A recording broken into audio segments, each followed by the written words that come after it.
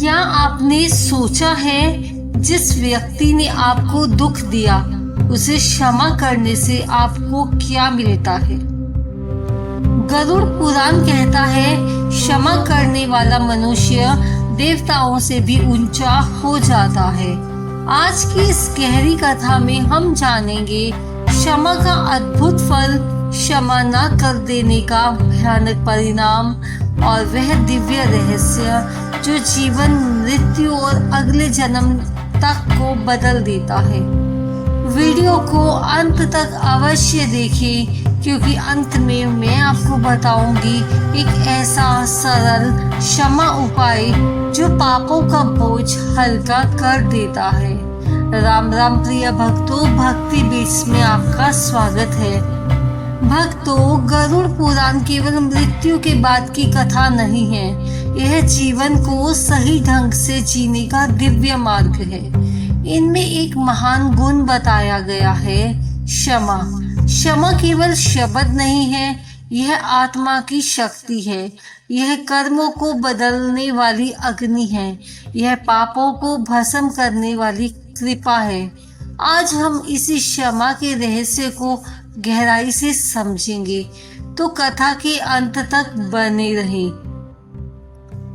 आइए अब हम प्रवेश करते हैं गरुड़ पुराण के उस दिव्य ज्ञान में जहां क्षमा को सबसे महान तप बताया गया है।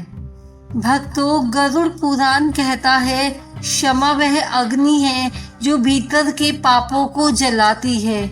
जब मनुष्य क्रोध में रहता है तो उसका मन शांत हो जाता है और इस अशांति में विचार नकारात्मक हो जाते हैं, आत्मा भारी होने लगती है। लेकिन जैसे ही वह क्षमा करता है, एक अद्भुत परिवर्तन शुरू हो जाता है। हृदय हल्का हो जाता है, मन शांत होने लगता है और भीतर एक दिव्य प्रकाश जन्म ले लेता है। भक्तों, क्षमा करना किसी और पर उपकार करना नहीं है, यह स्वयं पर किया गया सबसे बड़ा उपकार है। जो क्षमा कर सकता है वही सच्चा साधक है, वही ईश्वर के निकट पहुंच सकता है। गरुड़ पुराण में कहा गया है, क्षमा करने वाला मनुष्य देवताओं के समान पूजनीय हो जाता है, क्योंकि देवताओं का सबसे बड़ा लक्षण ही यही है, करुणा, दया और क्षमा। अब प्रश्न उठता है, यदि मनुष्य क्षमा ना करे तो क्या होता है? गरुड़ पुराण इस विषय में बहुत स्पष्ट चेतावनी देता है। जो व्यक्ति वर्षों तक द्वेष रखता है, उसका मन कभी शांत नहीं होता। वह बाहर से मुस्कुराता है पर भीतर जलता रहता है। यह जलन धीरे धीरे उसके कर्मों को दूषित कर देती है, उसके संबंधों को तोड़ देती है और सबसे बड़ी बात, उसके भाग्य को भी प्रभावित करती है। मृत्यु के बाद भी ऐसी आत्मा तुरंत शांति प्राप्त नहीं करती, क्योंकि उसका मन अभी भी क्रोध और पीड़ा से बंधा होता है। भक्तों, द्वेष एक ऐसा बंधन है जो शरीर छूटने के बाद भी नहीं छूटता। इसीलिए शास्त्र कहते हैं, क्रोध छोड़ो, क्षमा अपनाओ। यही आत्मा की मुक्ति का प्रथम कदम है।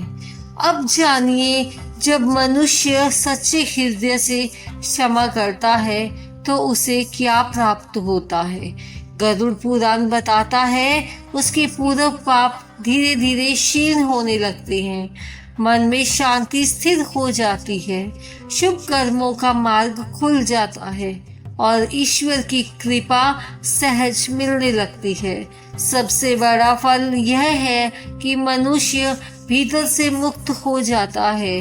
भक्तों, दुनिया की सबसे बड़ी आजादी बाहरी नहीं, भीतरी है, और यह आजादी धन से नहीं, शक्ति से नहीं, बल्कि क्षमा से मिलती है। गरुड़ पुराण का दिव्य वचन है, क्षमा ही सच्चा तप है, क्षमा ही सच्चा धर्म है और क्षमा ही मोक्ष का द्वार खोलती है।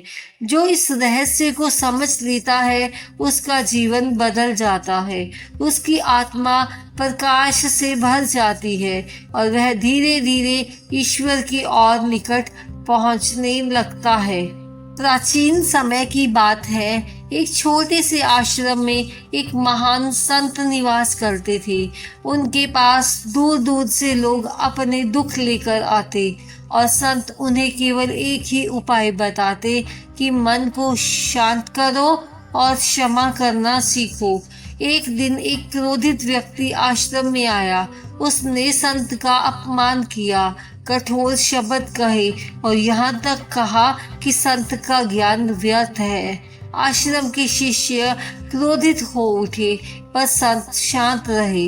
उनके चेहरे पर करुणा थी, क्रोध का नाम भी नहीं था। संत ने धीरे से कहा, पुत्र, मैं तुम्हें क्षमा करता हूँ, क्योंकि यदि मैं क्रोध रखूंगा तो सबसे पहले मेरा ही मन अशांत होगा। यह सुनकर वह व्यक्ति चला गया, पर उसके भीतर कुछ टूट चुका था। रात भर उसे नींद नहीं आई। उसे अपनी गलती का एहसास होने लगा। अगली सुबह वह वापस आया, संत के चरणों में गिर पड़ा और रोते हुए बोला, मुझे क्षमा कर दीजिए, मैं अज्ञान में था। संत मुस्कुराए और बोले, मैंने तो तुम्हें उसी क्षण क्षमा कर दिया था, अब तुम स्वयं को क्षमा करो। भक्तों, यही है क्षमा की शक्ति, जो शत्रु को भी मित्र बना देती है और पत्थर जैसे हृदय को भी पिघला देती है। गरुड़ पुराण कहता है, मनुष्य केवल कर्मों से नहीं, भावनाओं से भी बंधता है। यदि हम किसी के प्रति द्वेष रखते हैं तो वह द्वेष भी एक कर्म बन जाता है और यह कर्म हमें बार बार दुख देता है। लेकिन जब हम क्षमा करते हैं तो वही बंधन टूटने लगता है। क्षमा करना ऐसा है जैसे भारी बोझ को कंधे से उतार देना, जैसे अंधकार में दीपक जलाना, जैसे तूफान के बाद शांति का आना। गरुड़ पुराण कहता है, सच्चे मन से की गई क्षमा अनेक पापों को नष्ट कर देती है, क्योंकि क्षमा में अहंकार नहीं रहता, केवल करुणा रहती है और जहाँ करुणा होती है वहाँ भगवान की कृपा अवश्य उतरती है।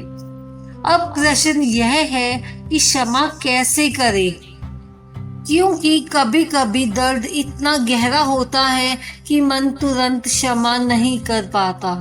शास्त्र कहते हैं, क्षमा एक साधना है जो धीरे धीरे विकसित होती है।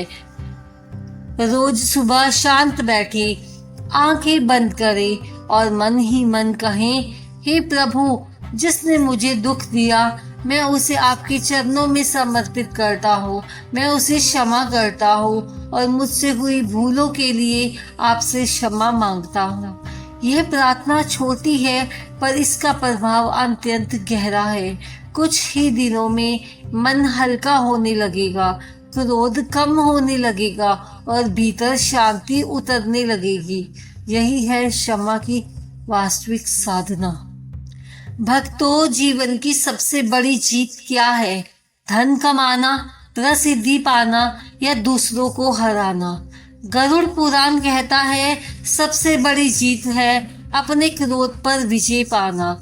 जिस दिन मनुष्य सच्चे हृदय से क्षमा कर देता है, उसी दिन उसकी आत्मा हल्की हो जाती है, उसी दिन उसका नया जन्म शुरू हो जाता है। क्षमा केवल संबंध नहीं सुधारती, यह भाग्य बदल देती है, यह आत्मा को ऊपर उठाती है और अंत में मोक्ष का मार्ग खोलती है।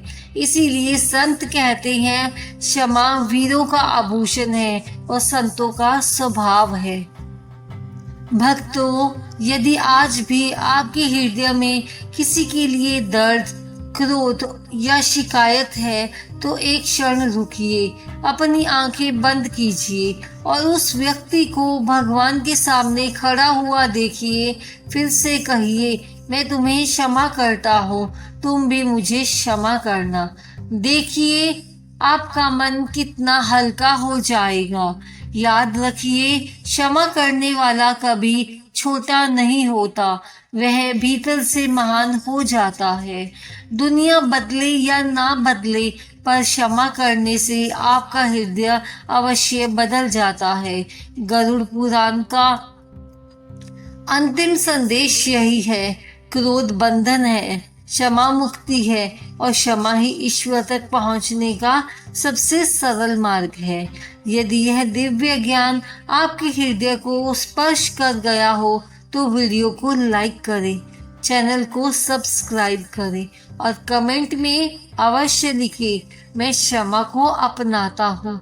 अगर आपके जीवन में शांति, प्रेम और भगवान की कृपा की कमी है तो दूसरों को माफ करना सीखिए।